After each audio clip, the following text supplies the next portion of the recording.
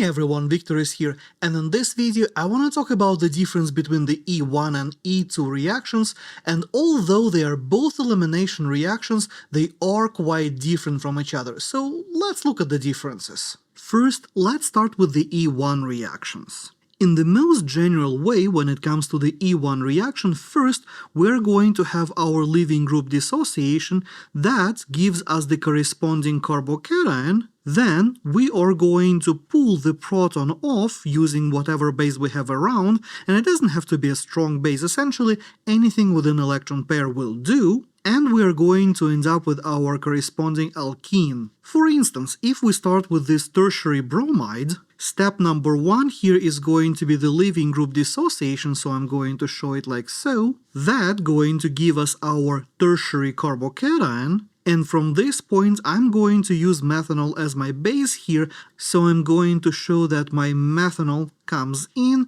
pulls that hydrogen off like so, and we end up with the corresponding double bond. Now, in the case of the E2 reactions, those guys are a single-step concerted mechanism process, meaning that we do not have any kind of intermediates here whatsoever. So when our base comes in, it's going to pull on the proton, that's going to cause the cascade of the electron density, kicking our leaving group out and making our pi bond right away in just a single move. So if, for instance, I took my tertiary bromide that I had in the previous example, but now I use a different compound for my base, now I actually have a base, this potassium methoxide, then in order to draw my mechanism for this one, I would show my beta protons on the molecule and my methoxide, I would show methoxide coming in, pulling one of those protons off, causing the cascade of the electron density,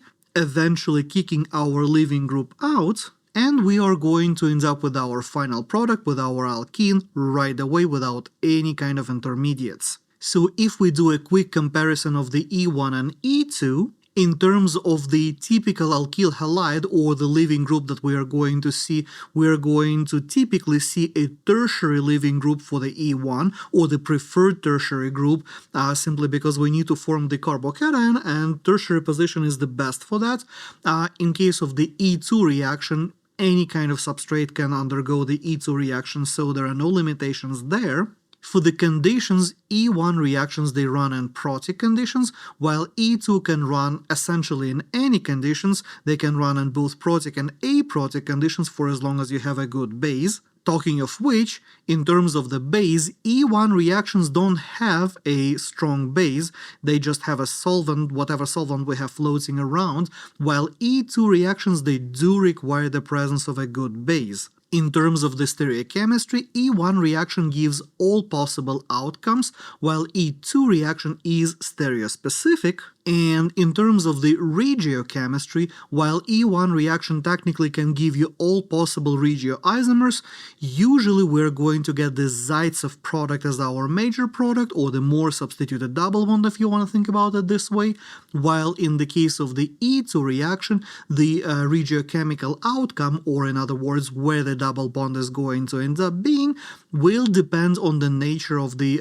reagents and the nature of the base that you're going to be using. Now, like for all of my substitution versus elimination reactions, I do have dedicated videos on both E1 and E2 reactions. So if you want more information, you definitely should watch those. So within the scope of this video, I'm going to be focusing on comparing them rather than going through each individual detail. Now, moving on, let's look at the regiochemistry, or where exactly the double bond is going to end up. In the case of E1 reactions, as I've mentioned, they do typically happen in protic conditions and acidic conditions. They often require heat, and typically we're going to see those for tertiary or secondary alkyl halides or leaving groups. So, for instance, in this case, I have this tertiary alcohol, 1-methyl-1-cyclohexanol, and I'm going to treat it with sulfuric acid. To show what's happening here, I'm going to redraw my sulfuric acid,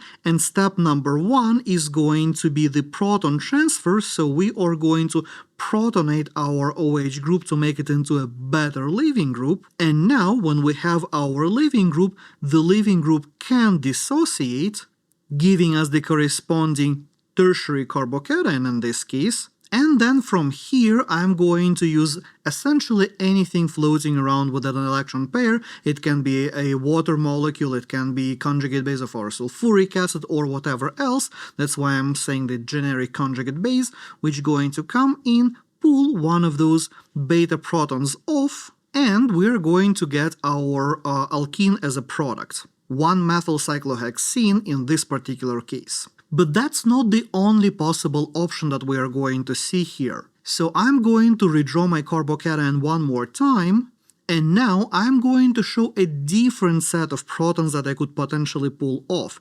In this case, I'm going to have my conjugate base come in, pulling one of those protons from the methyl group, and now we're going to end up with a double bond in a different position, which, if you want the IUPAC name, would be methylene cyclohexane. So in the case of the E1 reaction, both of those products are going to be formed, and the main question here is going to be which one is going to be the major product and which one is going to be the minor, or maybe they're going to be formed in the roughly equal quantity. Well, in order to answer that question, we need to see how many carbons are attached to our double bonds, and in the top molecule, I see that my double bond has 3 substituents, while my bottom molecule only has 2 substituents. Which means that the top molecule is going to be our major product, while the bottom one is going to be the minor one. And I will also remind you here real quick that the more substituted double bond typically is called the Zaitsev product in the case of the elimination reactions like that. So if you hear the term Zaitsev product, well, you know what it is all about. Now, when it comes to the E2 reactions, for the E2 guys, the strong base is a must. E2 reaction doesn't typically happen without a strong base. So let's say we have this secondary alkyl halide here, 2-bromo-3-methylbutane. Well, the fun part here is going to be that if I were to use a smaller base, like let's say a small alkoxide or hydroxide or maybe amide, the smaller base will not have any issues reaching to the proton in the middle of the molecule and pulling that one off, giving us a more substituted double bond, which we, as we know, call Zaitsev product. But if I take the same starting material, and now I use a bulky base such as, let's say, terbutoxide, LDA, DBN, DBU, something of that sort. Well, in that case, the bulky base will not be able to easily reach the middle of the molecule, so it's going to grab one of the protons that is more sterically accessible, like so, giving us a less substituted double bond, which we also sometimes call a Hofmann product. And here is something very important that I want to mention here as well. Just like in the case of the E1 reaction, unless something prevents the formation of one of the alkenes, both alkenes are going to be formed. The only question is going to be which one is major, and in many cases it is going to be controlled by the base. So that was the regiochemistry, where the reaction gives you the double bond. But since double bonds also have stereochemistry associated with those, we need to talk about that as well. So when it comes to the stereochemistry, E1 reactions give you everything, and the stereochemistry of the starting material is also irrelevant. So if, let's say, I have this secondary alkyl halide over here and I subject that to the E1 conditions, I am going to get 2 possible stereoisomers for my final product. Both are going to be formed, and the stereochemistry of the starting material is going to be irrelevant. Both stereoisomers of the starting material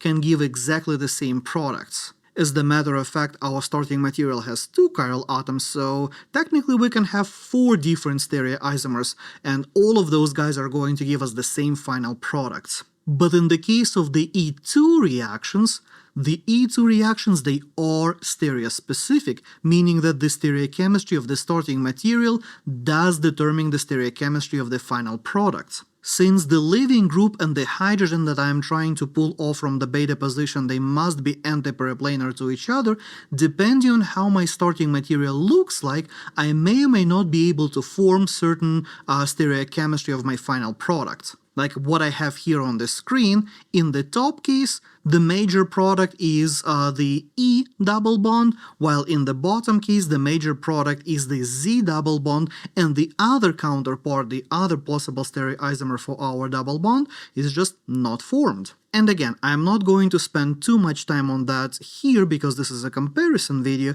so if you need a reminder how exactly that works and how to predict the stereochemistry of the E2 reactions, I do have a dedicated video on that, so go there. So to do a quick recap here, the E1 reaction, they do form the carbocation, they do prone to rearrangements if you have a carbocation that can rearrange to give you something more stable. Remember, the rearrangement will happen.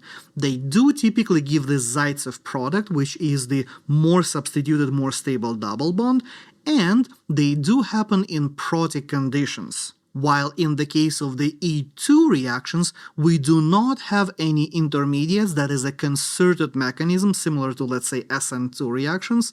We absolutely do need to have a strong base.